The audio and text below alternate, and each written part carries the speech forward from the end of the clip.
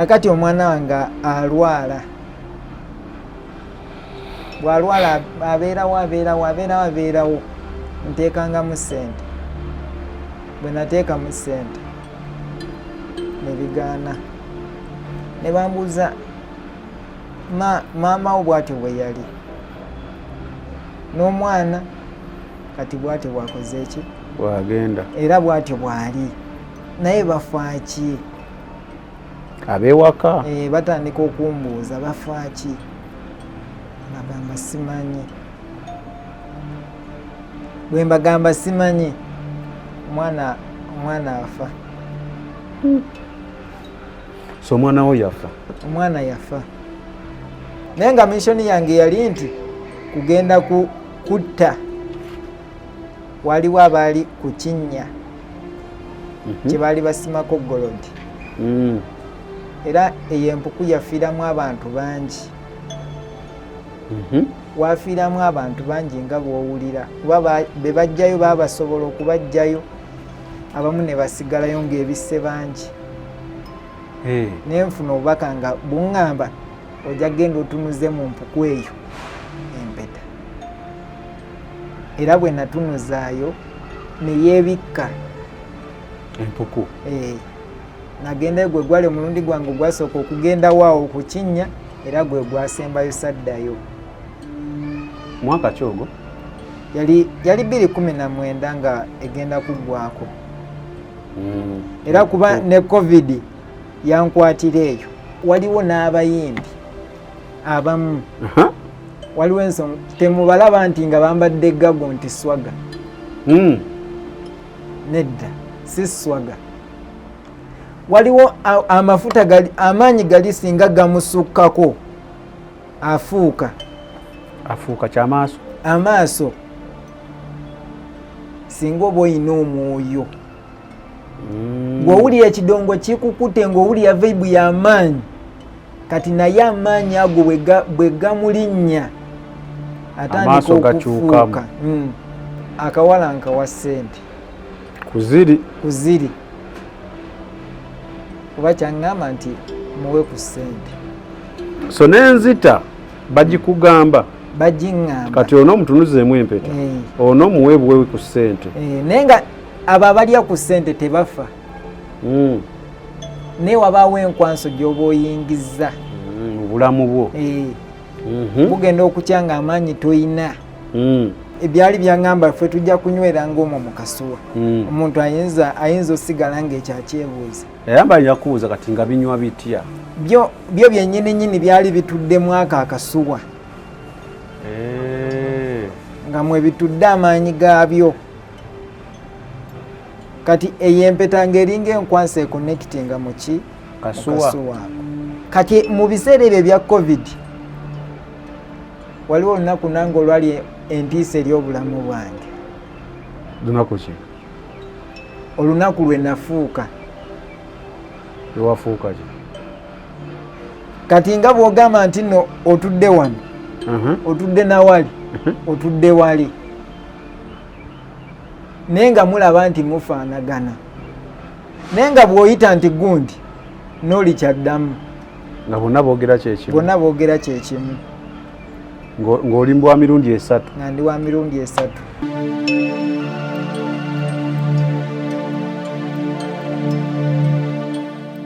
obulamu bunyuma obulamu buwooma ekyo tekiriiko awakanya wabula obulamu bunyuma bulamu ago ge mazima wuliriza nkuleetedde ekyokuddamu ku ndwadde ez'enjawulo ezituteganya mu bulamu gwe wamma ne tulema okweyagala. JS Medical Hubs bano bakugu mu kujjanjaba ebizimba mu lubuto, tujjanjaba hania n'abulira ddala otawanyizibwa ndwadde za lususu, ebimmonde ku matu, enkovu ezizimbye oba nsundo, byonna tubibuzaawo. Ate nno tetukoma okwo, era tujjanjaba ulcers, sukaali, pressure n'endwadde endala nnyingi. Abatawanyizibwa mu nsonga z'omukisenge nammwe tetubalekeredde. Tulina JS Body Cleanser nga bw'olinywa lino likamula obucaafu bwonna mu mubiri. Olwo JS Immune Booster ne lizimba obutafaali mu mubiri. Linyweko weetangira okulwalalwala. Ku JS Medical Hubs eddagala tukozesa lya butonde teririna bulabe yadde. Basebo ne bannyabo mbalamusizaako mu linnya lya Mukama waffe Yesu.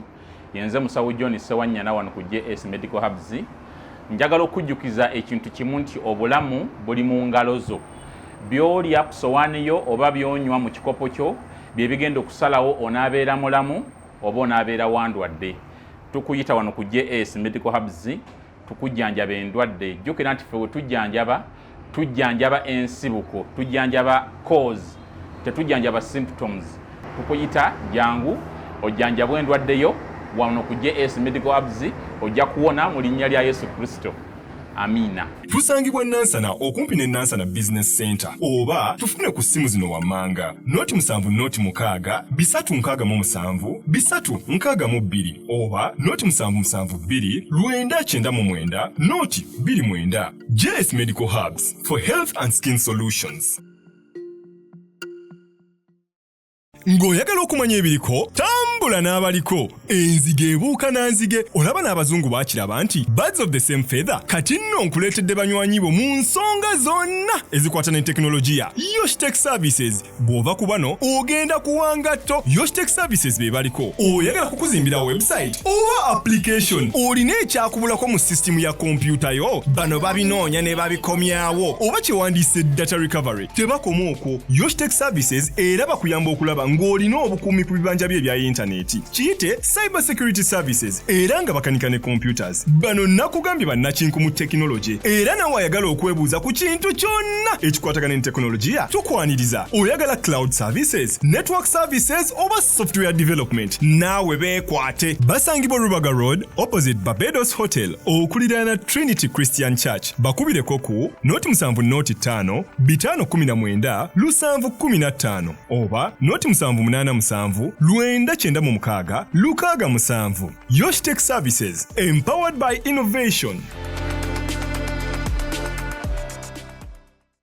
Gwengo omulimu gogenda mu kifo ekyo kye bagambye. Ekifaananyi ne kijja. Naye ate okusooka kansooke mbabulire kuba ebyali byaŋŋamba ffe tujja kunywera ng'omwo mu kasuwa. Omuntu ayinza osigala ng'ekyakyebuuza. Yayamba yakubuuza kati nga binywa bitya? Byo byennyini byali bitudde mwaka akasuwa. Nga mwe bitudde amaanyi gaabyo. Kati eyempeta ng'eringa enkwansa ekonnekitinga mu kasuwa. Kati bagamba olina ttambulanga nako buli wodda oba ggwe just watambula. Nze nayagala nga ntambule nayo nga saagala babeeko ategeera. Ngutegedde. Naye kyatuuka ekiseera nga sikyatambula nabyo. Okay. Kati byo nga binywa bitya mwaka akasuwa? By'okunywa buli saddaaka gye wakolanga kuba ngeri gye byali nga bituula mwaka akasuwa, ate nga empeta eyo eringa enkwanso kiringa omuntu ogamba nti tussa omukago. Wabeerawo enkonekitinga nayo. Ate olaba singa nze mba nkirimu nga naawe okirimu, bwe ntuuka awantu twetegeera. Nsobola omumanya. Mwetegeera? Twetegeera. Nomanya ono muntu waffe. Ngenda kubuuza mu maaso eyo tunaatuukayo. Kakati eyo saddaaka eggwa binsindika biŋŋamba ovaawo. Kalolo Haji yali akuwadde omulimu ngulekaawo, kyova nze saawangalanga ku mirimu. Oyitamu buyisi? Mpitamu buyisi. Kati ng'enjawulo otandise ogifunako mu mbeera, mu nfaanana, mu ssente, mu bulamu? Mu nfaanana nkyuka naye nga sina kufaanana ekyo kye nina okuba. Naye nga nze nkyuka era nga njagalwa buli kimu nga nnina. Oba oliawo oli nakuwayo ebiri nti gundi gwe pulira byokola binnyumira nga akuwayo ebiri. Oba oliawo oli akuwadde ssente, gwe mukisa gwe baali bampa. Abagamba mu butuufu abamu bagamba nti bakka mu nnyanja.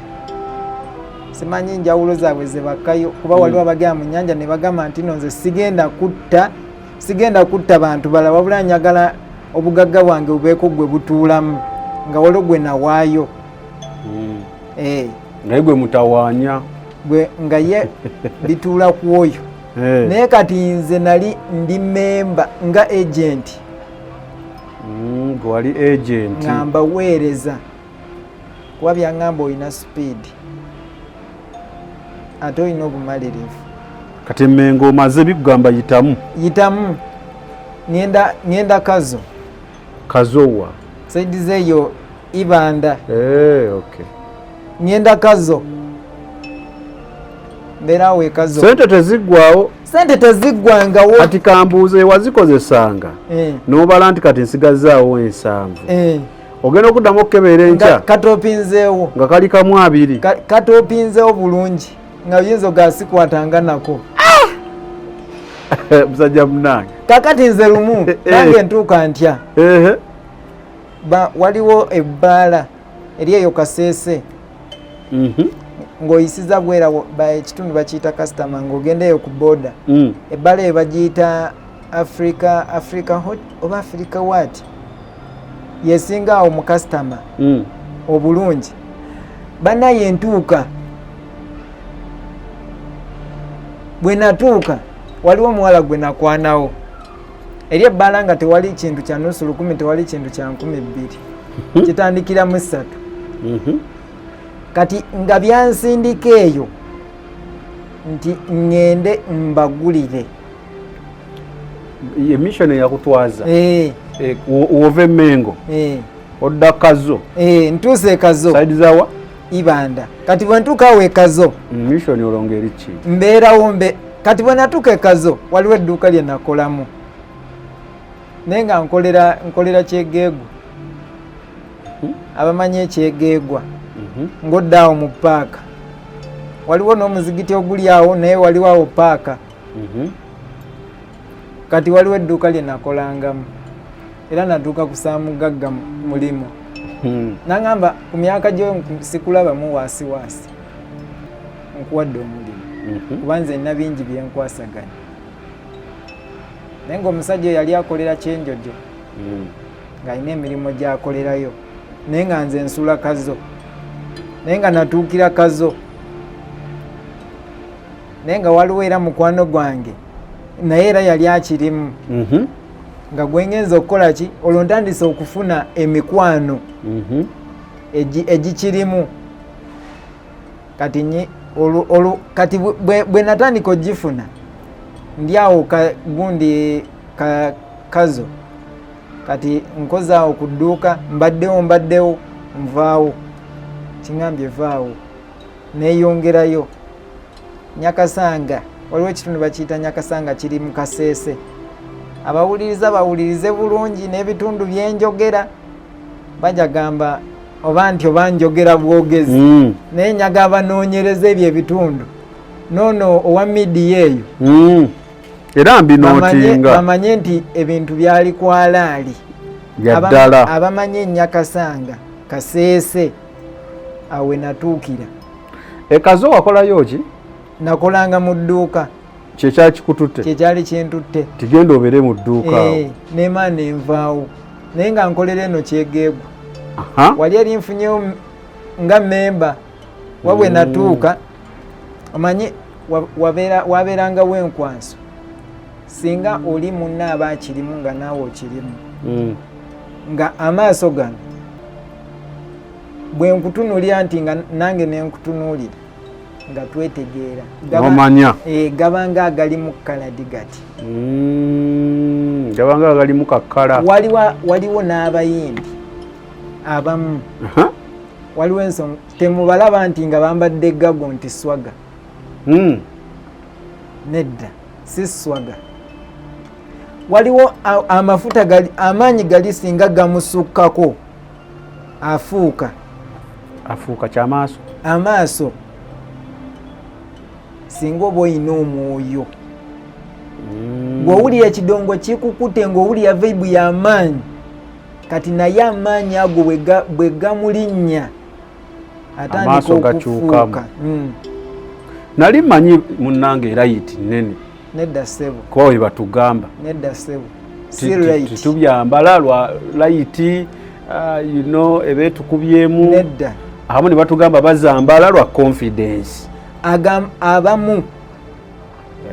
abamu bemmanyiiko onabatugamba mu maaso eyo njaba kugamba mu maaso eyo singa n'abantu useewo lwaki tootuukeyo wotaba totuuseyo tujja kuddamu tukunoonye tugende empola kakati kakitegeeza waliwo mission abantu bano ze bakutuma misambwa gino ng'olumu sijakutta genda beerakaawo fe ojja bookimaze naawe nga tomanyi kikututtewo era nze abamu bampitanga kireereesi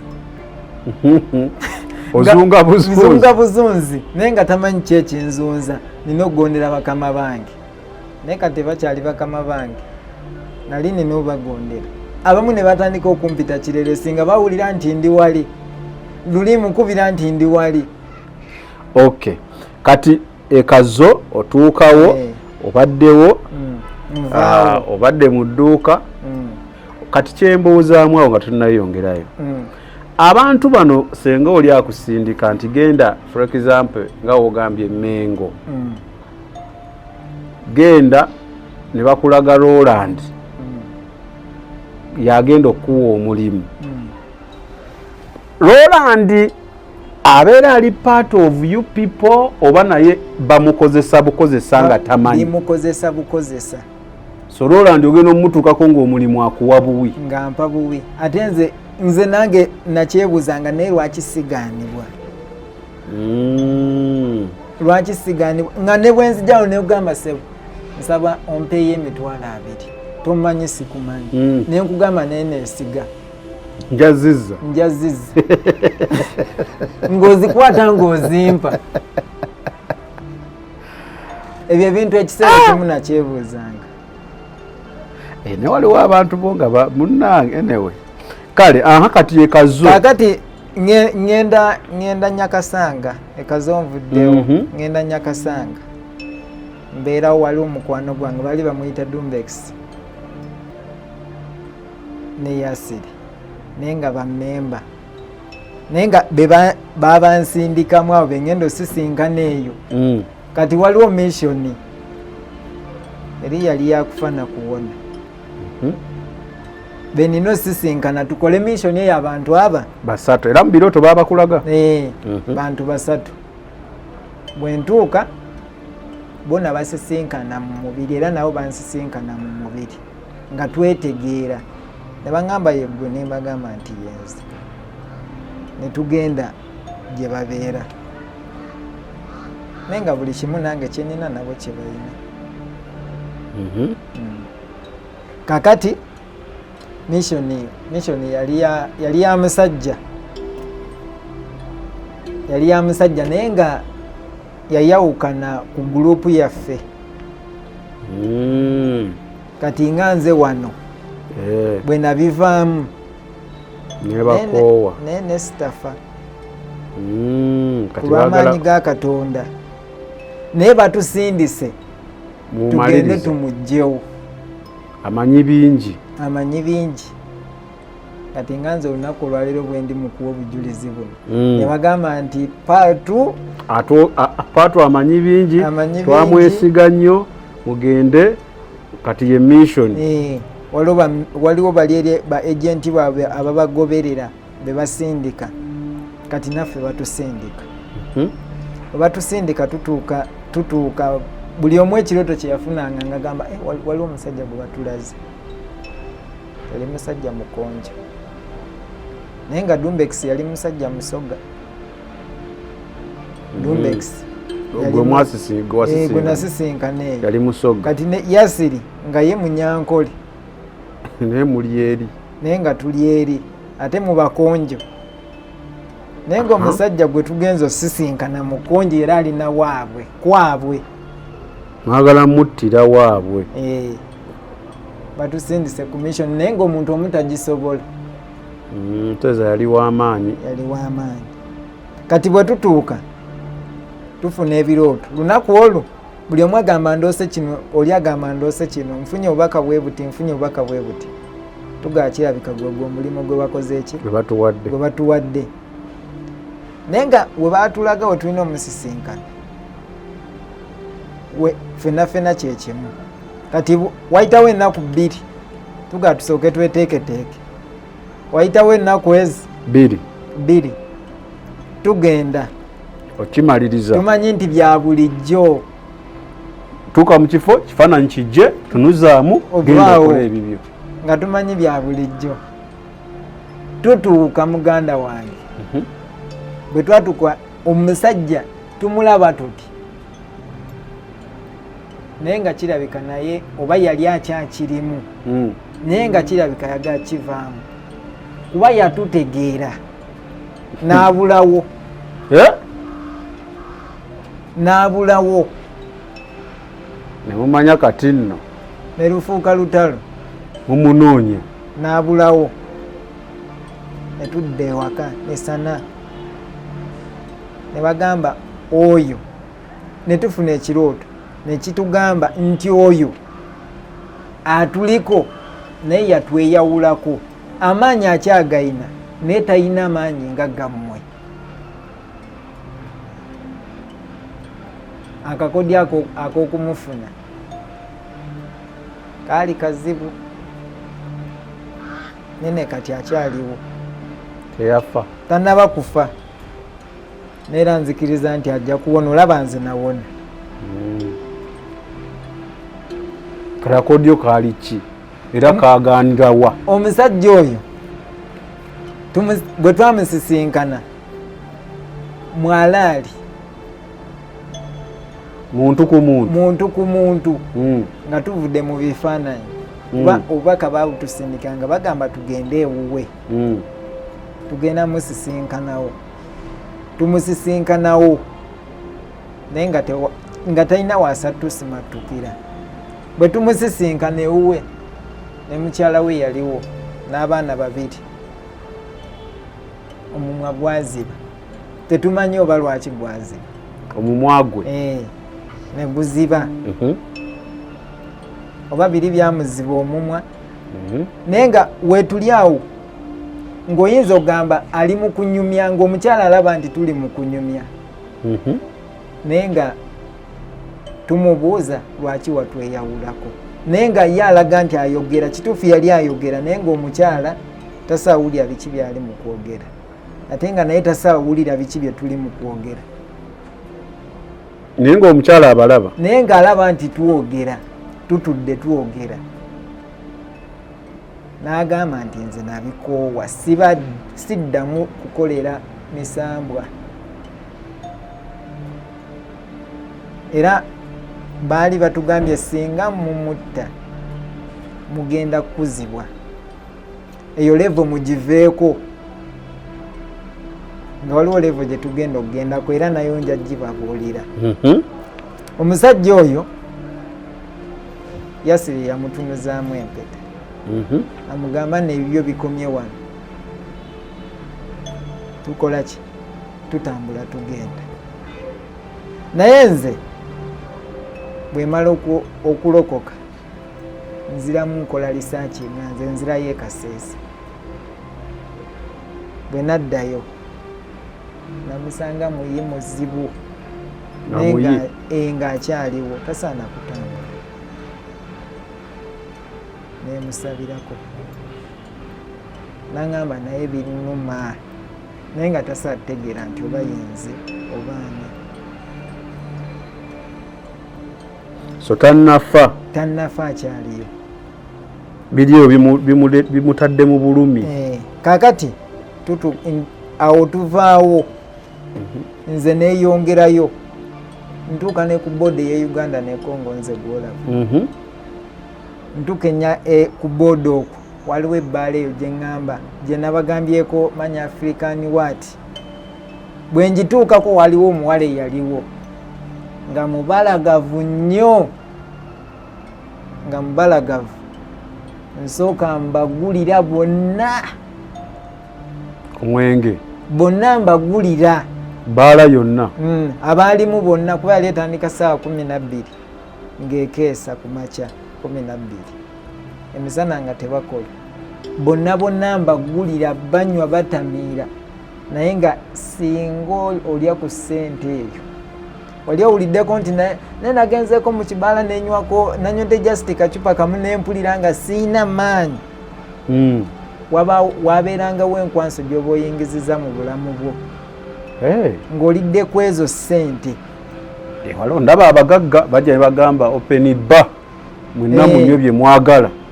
Naye nga singa oginywa kati naye ebanga saddaaka ng'amaanyi gakuggwamu ng'owulira nga weebase naye bukedde nga tolina maanyi toyagala na kusituka obeereyo wenyola bwenyozi kasita walyanga ku ezo ssente. Mbagulira amala obagulira naako akawala nkaguliramu nkatwala ku woteeri endala. Waliwo omuvubuka eyali manejawo baali bamuyita Bright. Woteeri eyo sigijjukira linnya kubayo yali eri awo etyo kwe twasula. Akawala nkawa ssente kuziri kuba kyaŋŋamba nti muwe ku ssente. So n'enzita bagikugamba bagiŋŋamba kati ono omutunuzeemu empeta ono muwe buwewe ku ssente. Naye nga abo abalya ku ssente tebafa. Naye wabaawo enkwanso gy'oba oyingizza mu bulamu bwo. Bugenda okutya ng'amaanyi toyina. Ng'oyagala okumanya ebiriko tambula n'abaliko. Enzige ebuuka na nzige. Olaba n'abazungu baakiraba nti birds of the same feather. Kati nno nkuleetedde banywanyi bo mu nsonga zonna ezikwata ne tekinologiya. Yoshtech Services bw'ova ku bano ogenda kuwangatto. Yoshtech Services be baliko. Oyagala kukuzimbira website oba application olina ekyakubulako mu system ya kompyuta yo. Bano babinoonya ne babikomyawo oba kyewandiise data recovery. Tebakoma okwo. Yoshtech Services era bakuyamba okulaba ng'olina obukuumi ku bibanja bye ebya intaneti. Kiyite cyber security services era nga bakanika ne computers. Bano nakugambye bannakinku mu tekinologi era nawe ayagala okwebuuza ku kintu kyonna ekikwatagana ne tekinologiya tukwaniriza. Oyagala cloud services, network services oba software development naawe beekwate. Basangibwa Rubaga Road opposite Barbados Hotel okuliraana Trinity Christian Church. Bakubireko ku 07 5 519 oba 0787 996 667. Yoshtech Services, empowered by innovation.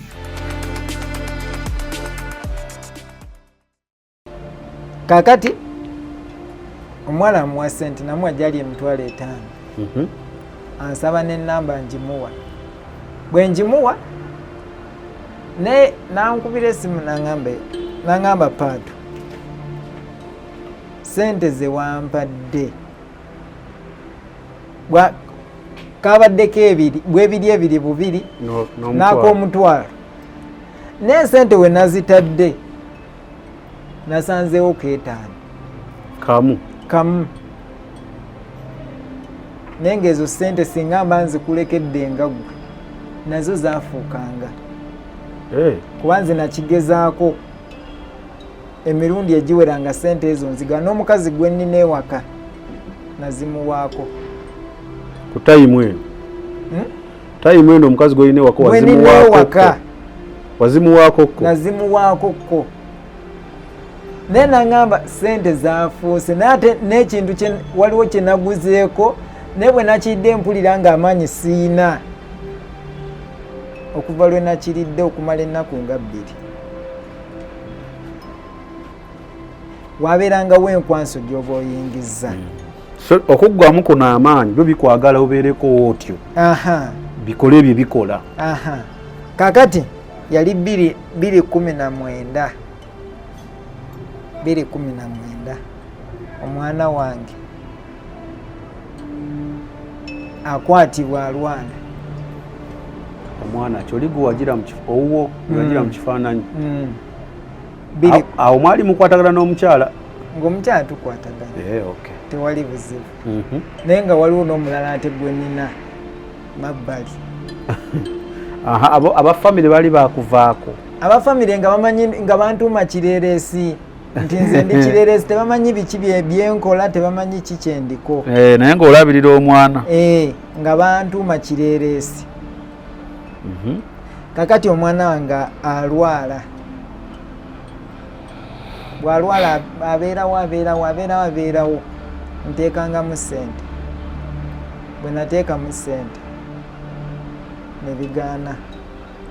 Ne bambuuza maama wo bwatyo bwe yali n'omwana kati bwatyo bwakoze eki bwagenda era bwatyo bwali naye bafaaki abewaka batandika okumbuuza bafaaki bagamba simanyi bwe mbagamba simanyi omwana afa so omwana wo yafa omwana yafa era bali sijja mwogera linnya muleke omwana bwe yafa tumuziika bwe tumuziika nzirayo mu bakulu ngamba ono mukwano gwange nti kati nze nzizeeyo ku mazzi banyinyonyole nzirayo bwe nzirayo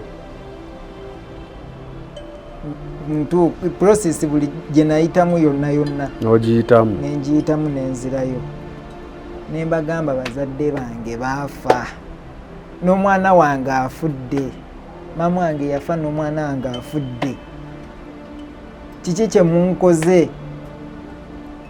bambuuza twakubuuza bantu ki b'osinga okwagala watugamba otya ti maama wange n'omwana wange nembaddamu ne bambuuza gwe okujja wano wali oyagala ki nembagamba nze nali nkimye ssente ng'amanyi eno gye bajja obugagga naye bino byendimu wali tonnafuna ssente nga ebiseera sinaba kufuna ssente naye nga nzunga buzunzi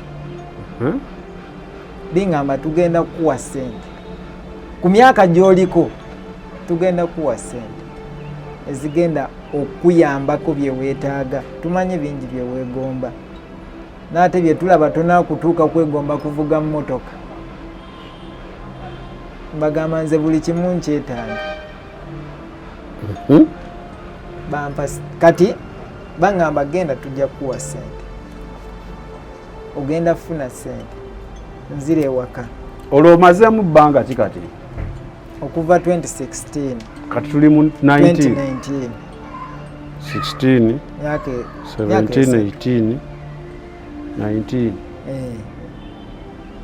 naye nakawaayo abantu aba mweri ebbanga abantu basatu naye nga bandaba nti nze nina obuvumu nti tewali akisobola kakati bwe nzirayo ewaka nfuna ekirooto baŋŋamba nti akakasuwa nkakwate ku ssente ze nnina nkwate nteekemu akapapula aka kamu nkateekemu ssente ku kamu abiri nzijjako akapapula kamu nkateeke mu nsuwa mu kirooto kakati n'ekirala mbuze zino ssente wakozesako bakuwa ebiri ebiri bampa ebiri ebiri era nga ne mukujjuzaawo giba ebiri ebiri gibeera ebiri ebiri naye ng'osaana okukubako kyenje oba owaddeko abantu okunywa naye bw'ogenda ozisanga nga ziri kyekimu ebintu ebyo bya ddala ebintu bya ddala bagamba akasuwa ako okalaba ogenda kujja kuziri ssente akapapula aka kamu okateeke mu kasuwa nkwata akapapula nga nvudde mu kirooto nkateeka mu kasuwa tebampa bbanga nze bbaaga yange ngirekaawo oteeka mu kasuwa ozza mu bbaaga nziza mu bbaaga yange ndekaawo era bwe nadda njagala ndabe mu kasuwa mulimu ki ngenda okulaba era akapapula ke kalimu kamu n'ekiro nsumulako ku bbaaga ndabe mu kasuwa mulimu ki naye nga mukyali mu kapapula bugenda okukya nga buli kika kya ssente ezawano e Uganda nga kirimu eyo ebbaaga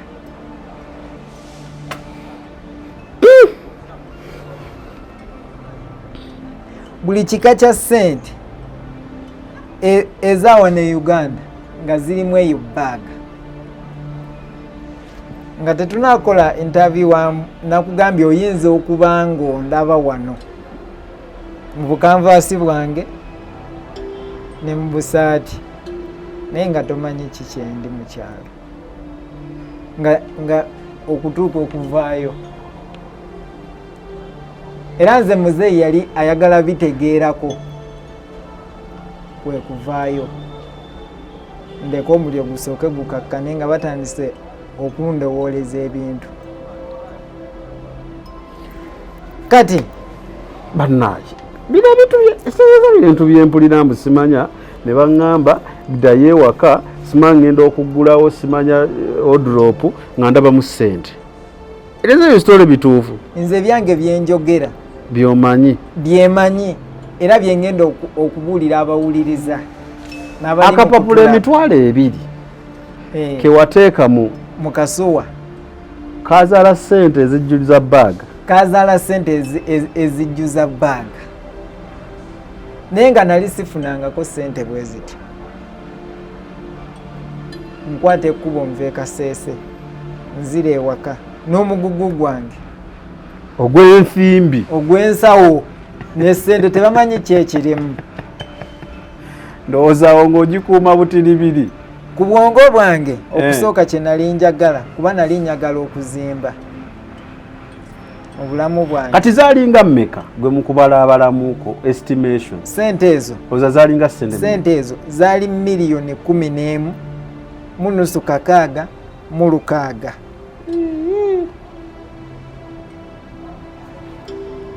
mu nusu 6 mu kakaaga mu 6 nakugambye nja kubulya meaning eya oba 6 tugende mu maaso kakati bwenzire waka ne ssente zange ngamba kati okusooka ninasooka gula zipoloti era abamanyi ekakumira n'ekitundu sijja kyogera kyennyini toyogerwako wabagulaagula waliwo obupoloti obwali eyo emabega eyo nga seeno ku main bwali 3 naye nga buli kapoloti ka miliyoni 2 kitundu waliwo akali ak'emiliyoni 3 ngula bupoloti 3 nali neegomba nnyo obuliri obw'ebbeeyi kuba nagenda e Kaseese nensulako mu lumu gye nasulamu nga yandabirwamu obuliri bwali bwa sepulingi ku buto bwe nali nnina nabuuka bwe nti nga ndi bwereere nenekkatawo nti ne butandika okuzannya nsinga wakyagala nnyo nempulira nga njagadde ebintu eby'ebbeeyi nensooka ngula buli kimu ekyetaagisa mu nnyumba buli kimu nenkigula nga nazo tezikendeera ssente ezo nezikendera era zaggwawo zo naye nga amaze okugula buli kimu naye nga ziri ez'abakama bange teziggwawo ssente ezo bwe zaggwawo ngenda bukuya bukuya oba kiri mu Kasande oba kiri mu Kibuga simanyi disitulikiti kyentuufu gye kirimu ngenda eyo bukuya waliyo ekirombe kya golodi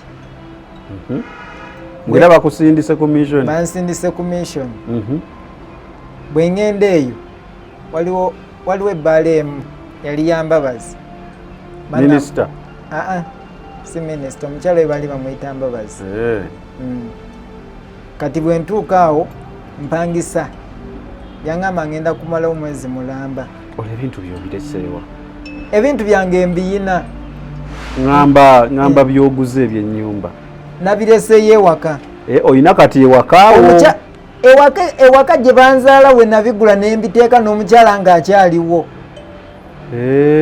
namugamba ku bbanga lyemaze nga nkola nsazeewo ngule ki nguze ebintu mukama ambulensi nze efunye akasente era bw'oba oyinamu waasi nsobola okukubirako senga wange omu alina ku ndagaano zange 2 eza poloti oba nga onoba owuliramu okuwakana tujja mukubirako tumubuuze nti wagula ettaka poloti si ttaka ayini wagula poloti emu yenza agiyina n'ebintu ebimu bye nagula mu maka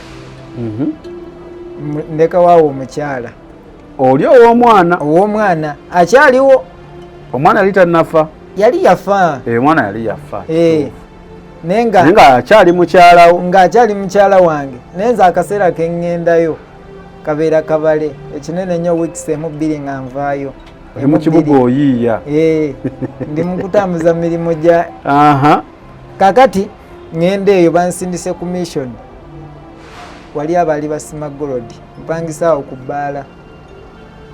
bwe mpangisaawo ku bbaala, omukyala oli teyandamu buzibu, aŋŋamba ŋŋenda kuwa omulimu ogw'okukuuma wano, mwezi ŋŋenda kuwa emitwalo 15 nga just nga nze embeera obeezi kukuuma, teri ayitawo na ccupa.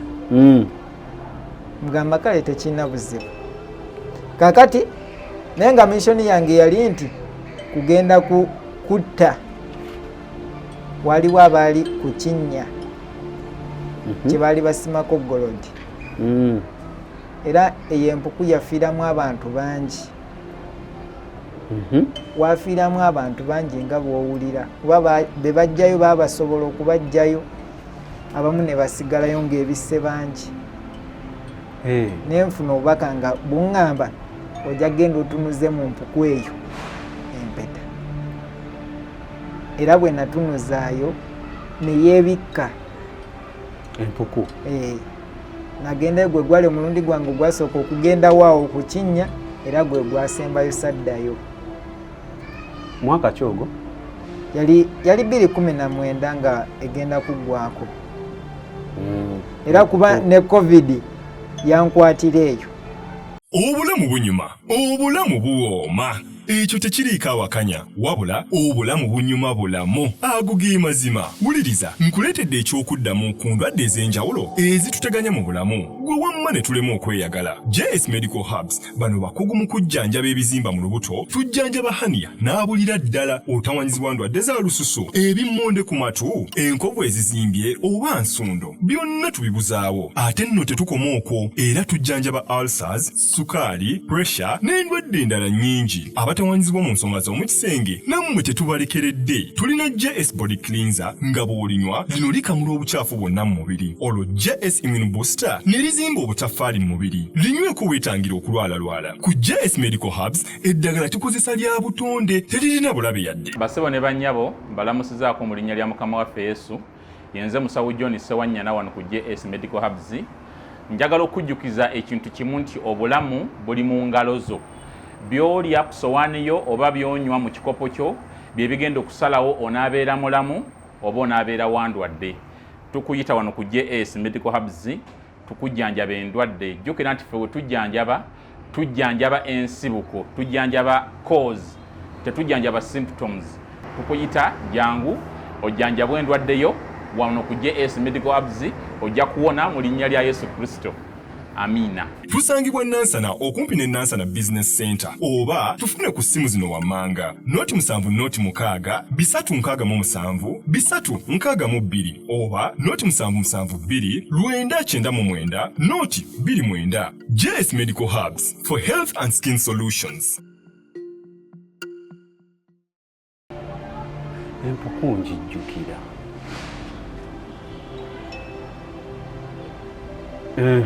ne covid yankwatira eyo. gwe yakikola. kati oyinza okuba nga eiza ebimu wali obiwuliddeko ku mawulire, naye nga nze kennyini eyakolanga ebyo. watunuzaamu mpeta. empuku eyo ne yeebikka, abantu bangi abaafiirayo. kyokka wali ononye babiri. ogaye wali ononye bantu bameka missoni yo? missoni yange bansindika ngenda awo ntunuzeeyo empeta. nze saamanya oba waliyo ani oba waliyo ani, naye nga abantu bangi abaafa.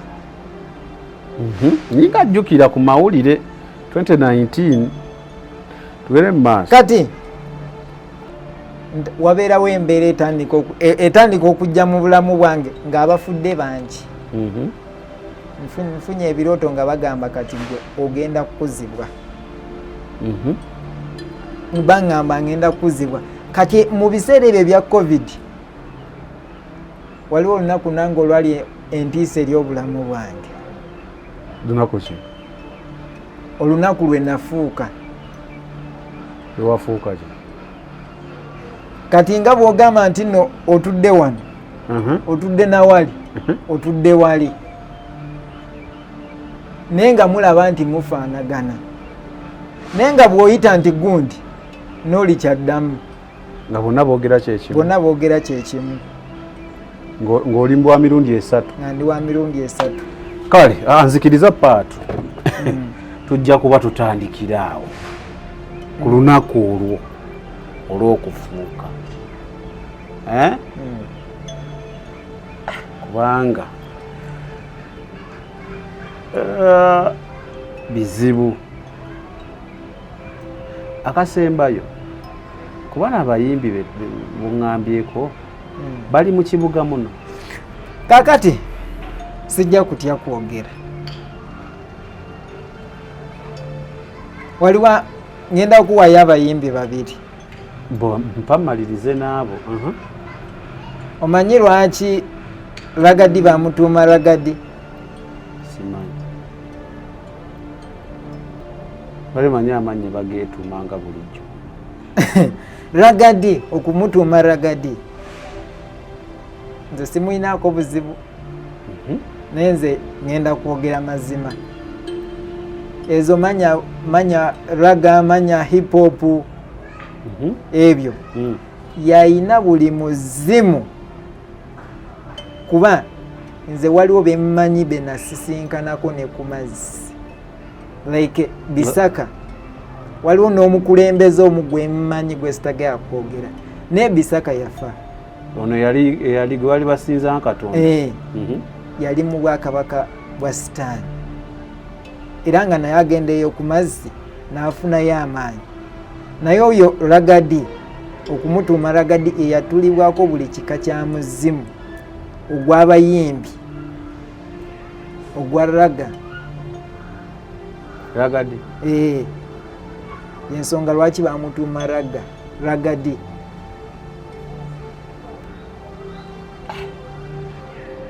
Nali mmanyi engeri gy'ayimba raga yajjayo raga, engeri gye bamuyita Daani najjayo ddi raga. Ragadi eyo music gyakuba ya Bwakabaka bwa Sitaani.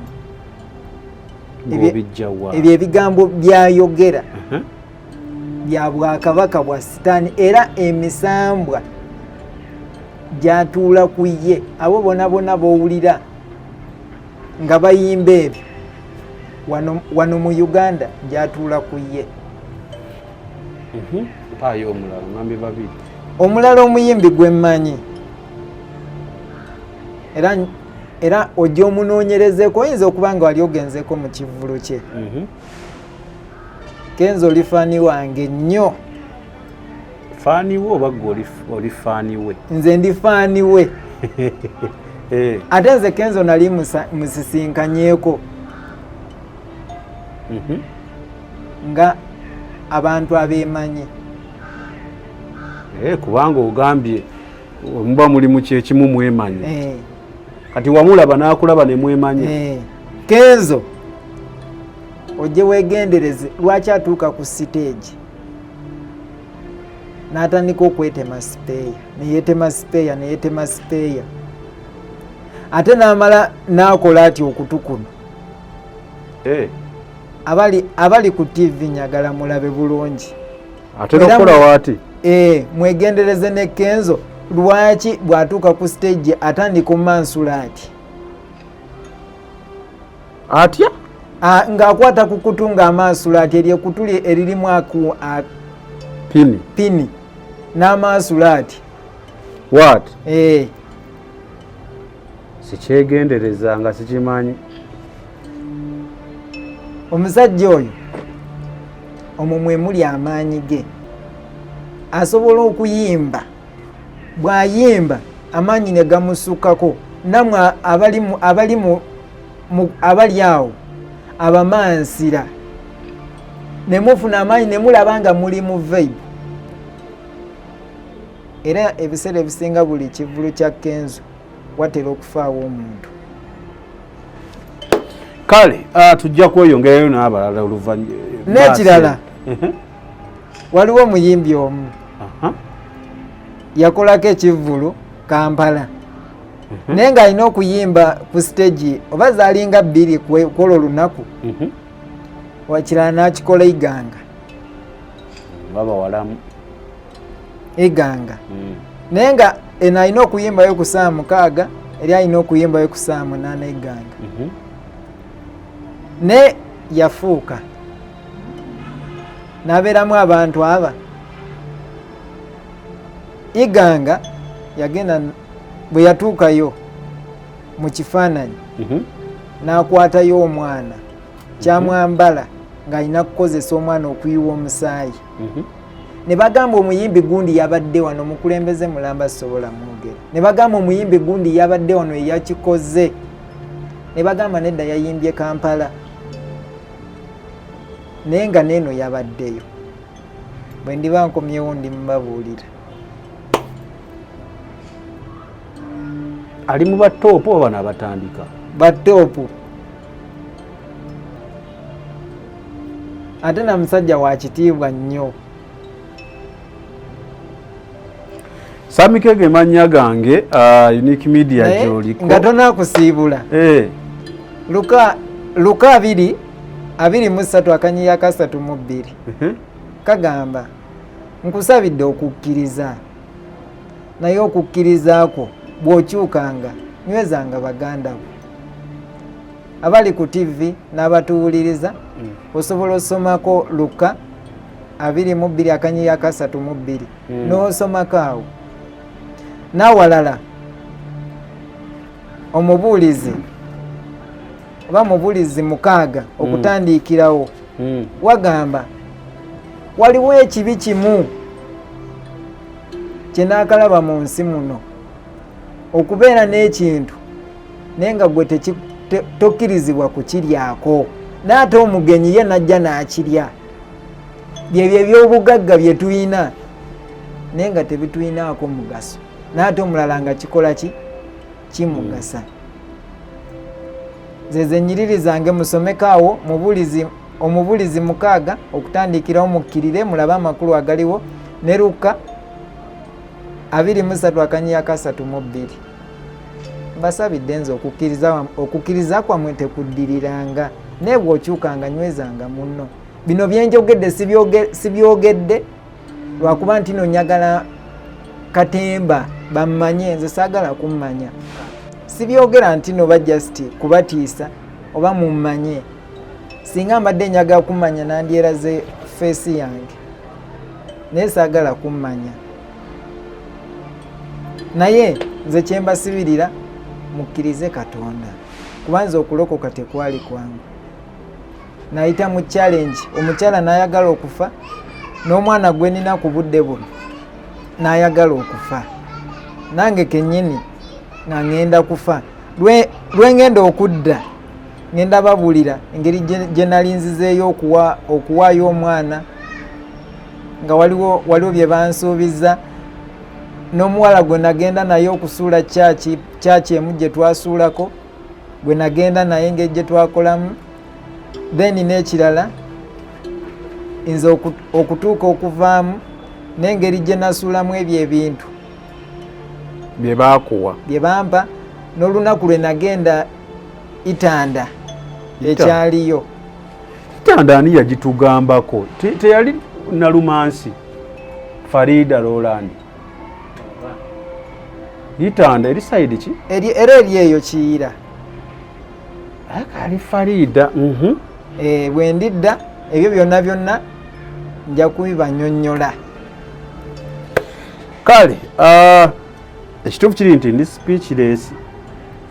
Simanyi kyakuzzaako, simanyi kyakwogera. Ebiseera ebisinga puroguramu eziggwa mbaako byenjogera naye kati simanyi byakwogera kubanga ekituufu kiri nti bingi byoyogedde nga nange bulijjo pulira biwulire era nabadde nga ndi naawe off camera nabakushuutinga nabadde byewaŋŋambye nadde nkugamba ebintu bino gyebiri wakimbuuzizza saakibuuzizza noŋŋamba gyebiri kwaka kitegeeza gwe wooli obitugamba okakasa nti wali obiri naye ate yagala gaana waliwo ababiri ate nze bemmanyi bomanyi kati ate waliwo ne gwe bali mu kulimbalimba kati era bamutwala waliwo eyabigenzeemu eggulo naye nga tannabiyingira nnyo era oba ontegeera n'ate okukivaamu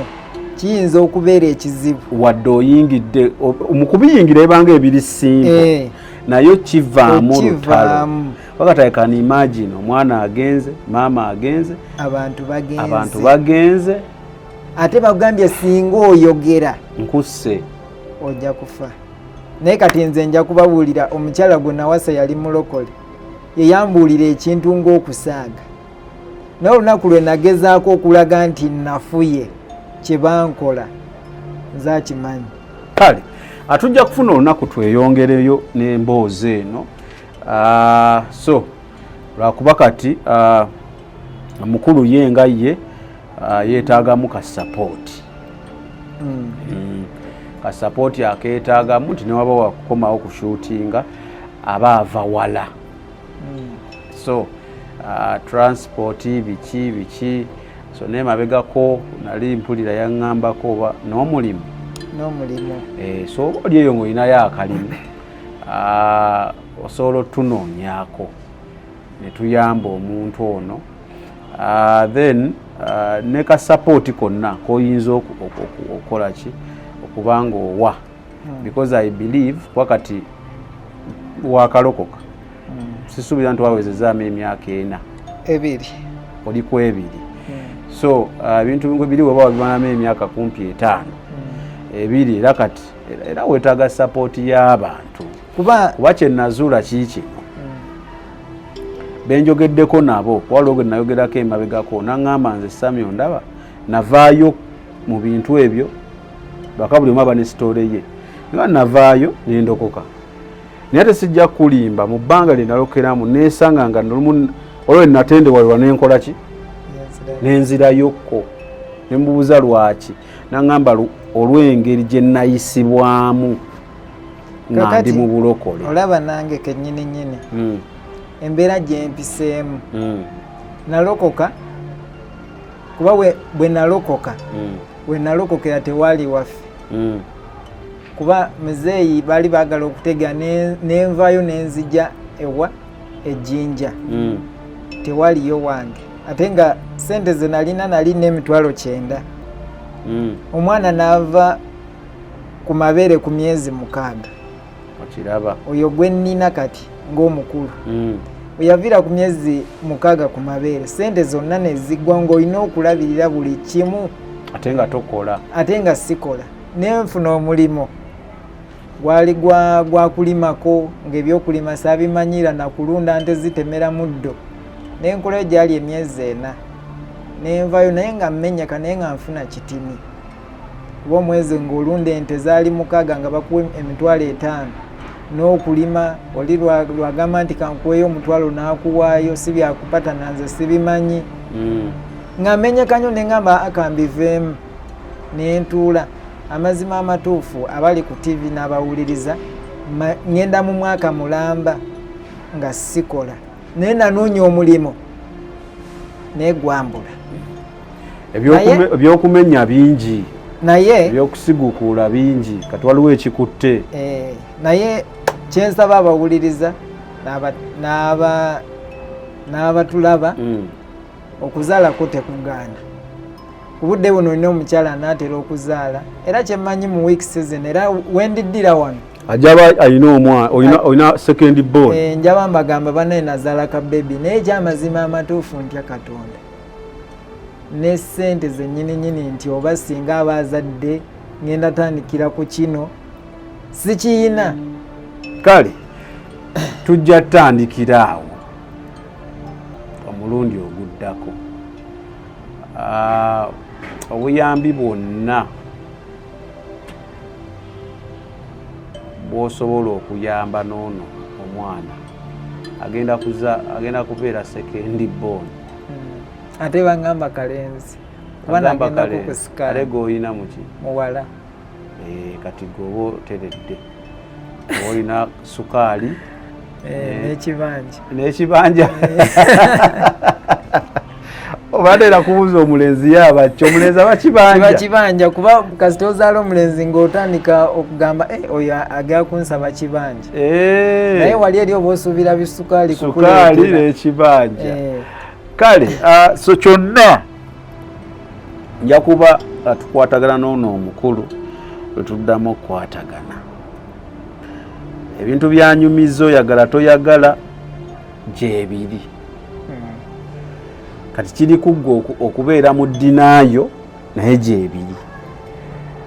Abantu bayogeddeko enfa gye bafaamu nkimanyi naawe alaba olina g'omanyi nga yafa mu nfa weekyo. Bwato simanya yagizaawo agamba alaba ekintu n'akutuka. Naawe nkimanyi olina wali otuuseeko oli najja nagamba ekintu n'okola kyaggambye wamala okgenda n'ogaana ye mbaddeko ki. Kati yoono yajjanga olw'okubanga amaanyi ge baamuteekako ng'ajja n'akugamba ekintu.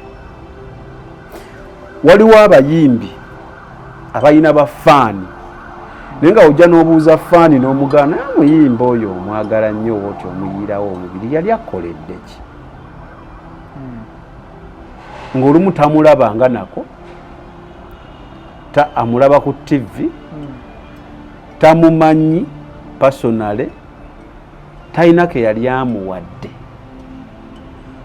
naye ng'amwagala yawulira afiira va kuno okwagala kw'onaabeera noga waliwo omuntu ng'ali addicted ku muntu oyinza okwebuuza amaanyi ago gavaawa. Ezo ansa tuzibalekedde. Kakati waliwo n'ebintu bwe mba nkomyewo bye njagala twogereko. Kakati waliwo abawagira nti nze mpagira firebase.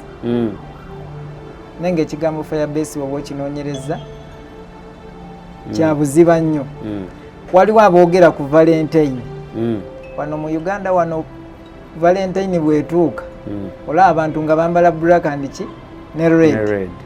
Ne munoonyereze red ne black kigwa mu kiti ki bwe ndidda nja kubiba menyera kuba nze nabirabako ate mbimanyi. Okay, kakati nekamalize program bale nakubuuza kubali bongambye nga sulira nga yayogera ku bakyala. Abakyala babakyala balikkiriya abakyala mpulira buli ava ayogera waliyo omukyala gweza okumpa ne otayogera linnya. Abakyala neze ennyimba waliwo meaning. Kakati oluyimba lwa Nina Rose nze nja kumwogera mu mateeka. Oluyimba lwa Nina Rose ng'agamba manya nguwulira muli omuliro gundi bubi bwendidda njabawulya kiki eri mu bwakabaka obwa tugenze bannaayo. Ebyo byowulidde oba ebyogeddwamu episode eno si birowoozo bya Unique Media nga channel awamu n'abagikulira wabula birowoozo by'abantu ssekinnoomu mu kiti kyabwe.